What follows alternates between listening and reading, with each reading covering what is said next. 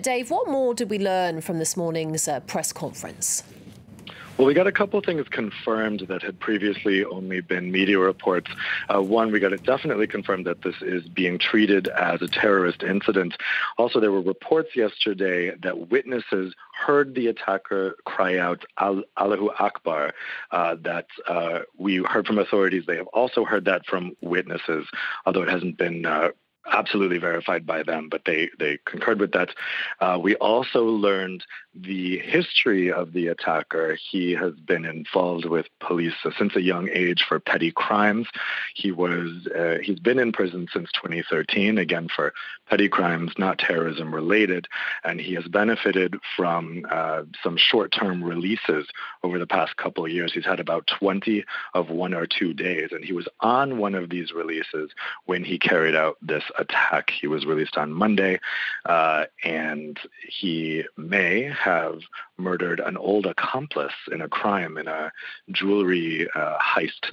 The police are looking into that. He is just suspected in that right now. What is certain is that he did kill the 2 police officers and the bystander in Liège. But there's still a lot of unanswered questions. For instance, was he radicalized in prison? The evidence seems to say yes right now, but they're still looking into that. Why did he pick Liège? Why did he pick this exact spot? We didn't get any answers on that this morning.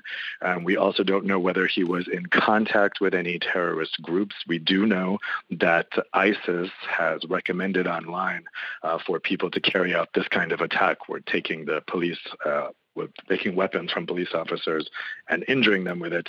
But we don't know if he had any direct contacts, either in prison or outside of prison, with any kind of terrorist groups. Dave, as we learn more about the attacker, what's the feeling there among the Belgian people?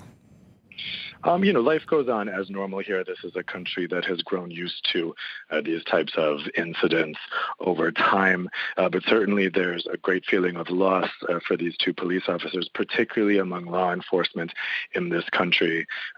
This is always a very sad day when they lose 2 of their own in such a way. And so flags are at half-mast.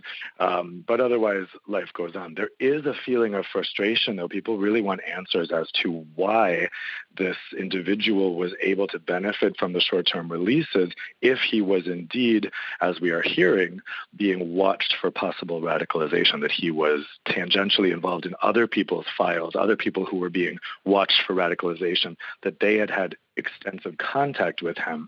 So our understanding right now at this point is that while he himself was not identified as someone who had been radicalized, he had been in extensive contact with people who were.